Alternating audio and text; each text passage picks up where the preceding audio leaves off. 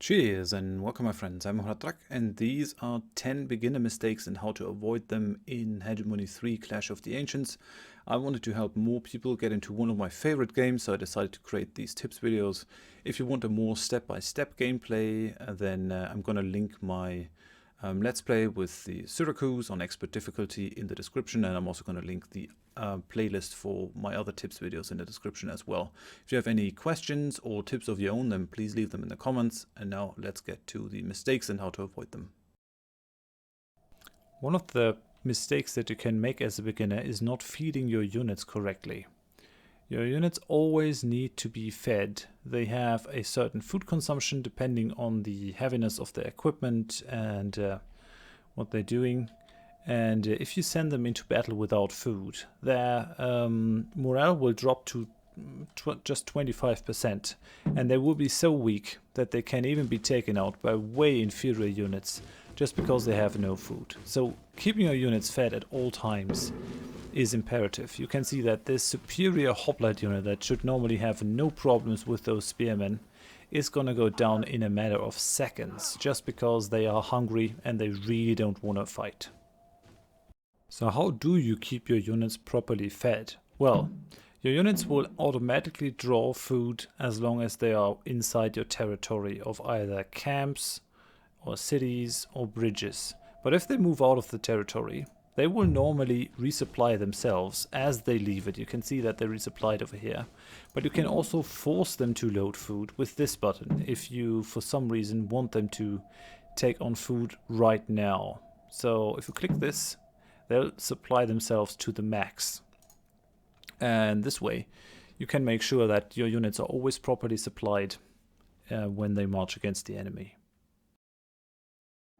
Under no circumstances should you send civilian units like your workers out on themselves to capture resource buildings if you have not properly scouted them. Always send a military unit if you can, if it doesn't lie inside your territory, because these guys cannot fight at all, and if they encounter any raiders, they will be taken out. And then you lose the whole unit, you lose all the recruits, which can be kind of painful.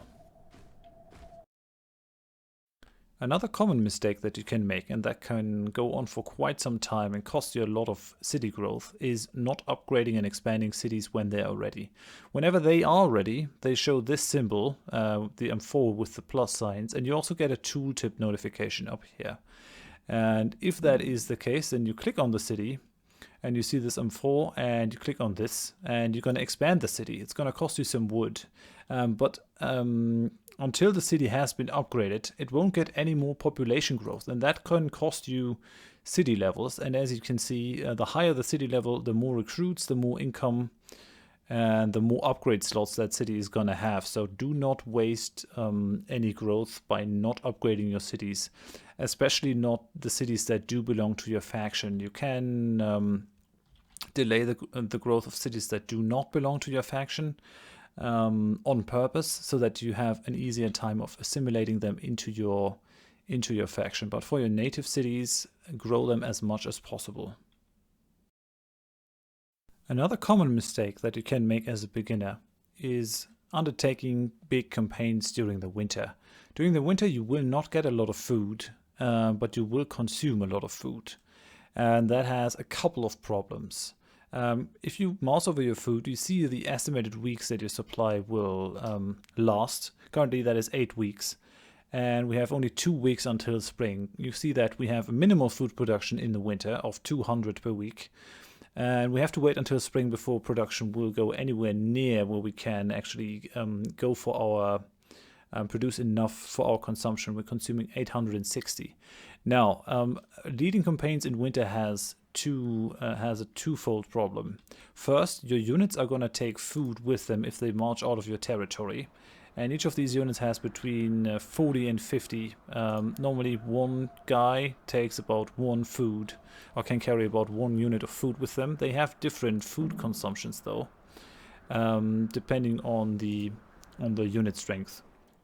But the bigger problem, apart from the consumption that your units take, just think about 10 units leaving your area, all supplied with food. Let's say they all take 50 food.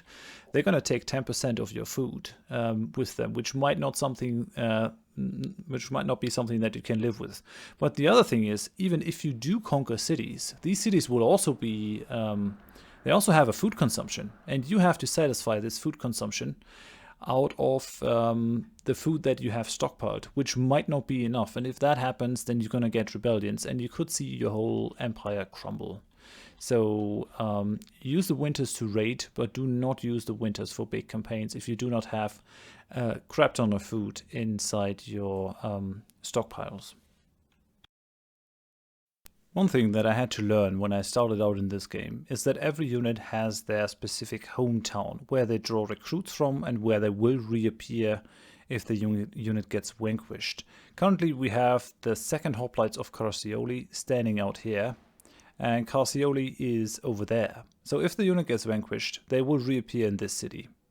But you can change the home city of a unit, and you can use that to your advantage.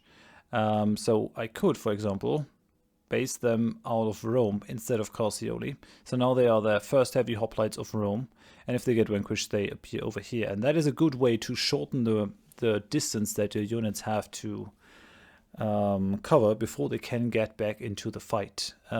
Just make sure that you have the same production building in there.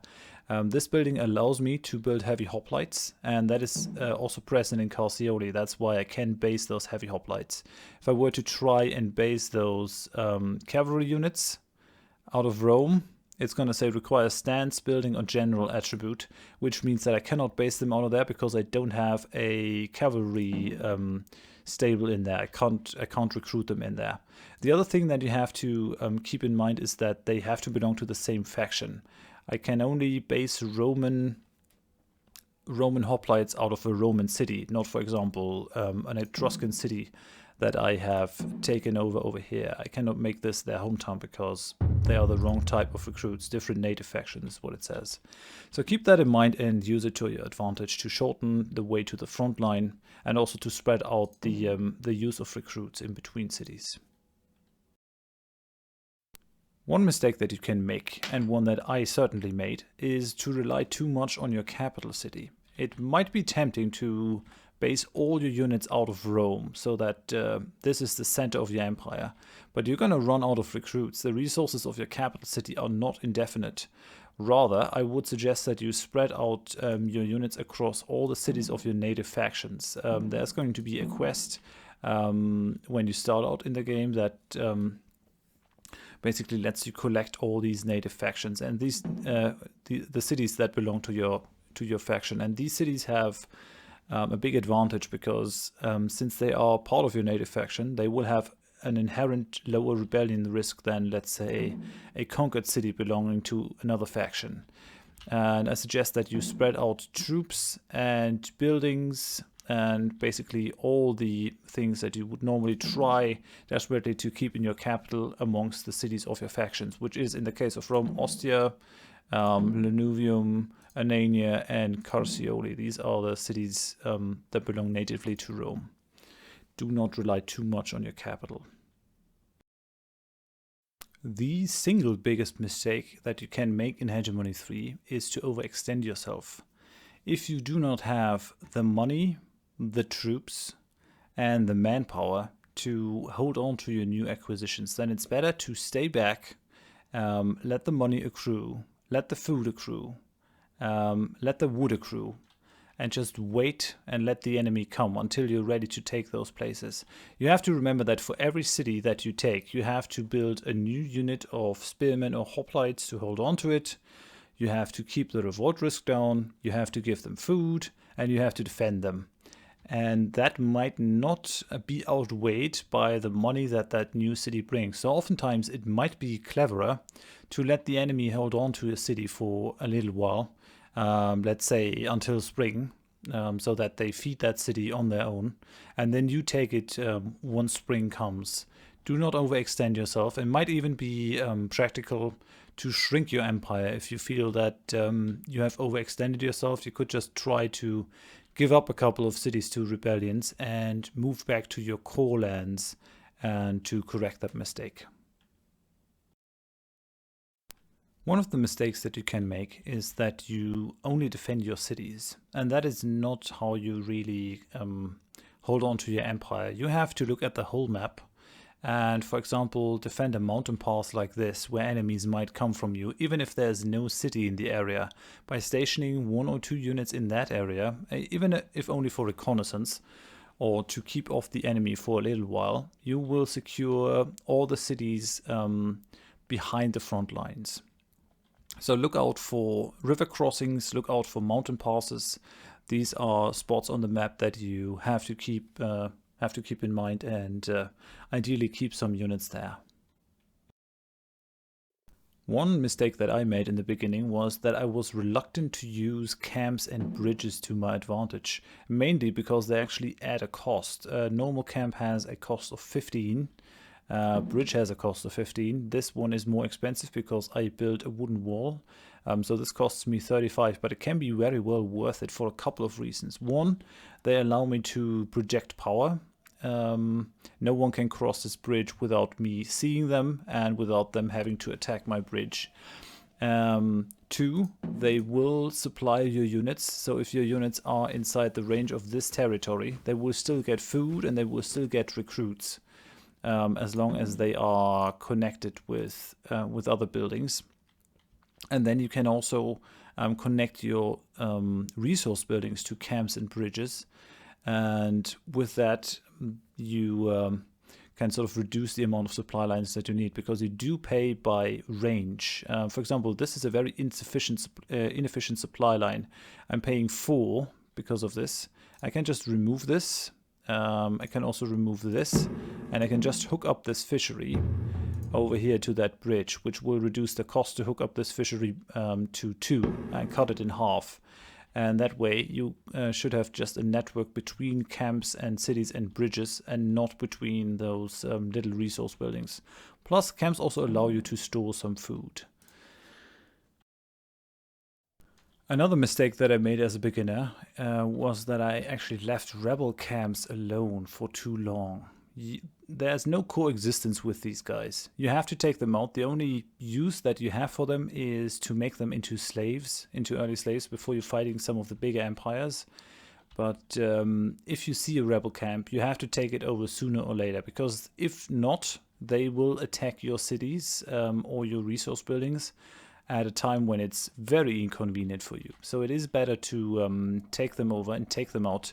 And once you do that, and you take over their camp, they will not be able to spawn in an area that does not have fog of war in there. If you have any military unit and you click on this construct building, then you see all possible situations for military camps. And if you control all of these, there are no possible raiders to spawn. But if you leave them inside the fog of war, there is a possibility of them spawning and them threatening your resource buildings and cities. Hooray! You made it to the end of the video. If you found it helpful in any form or fashion, then please consider leaving a like so that it can show up in search results and help even more people. If you're interested in Let's Play footage, Let's Play content, or in more tips and tricks videos, then please consider subscribing to my channel. I do daily Let's Plays, and I try to accompany them with tips and tricks videos like this one. Also, if you want to learn more about Hegemony 3, then have a look at one of the other videos that I did for this. And I hope I see you in one of my series. If you have any questions or tips of your own, then please leave them in the comments. And I hope I see you around. Thanks, and bye-bye.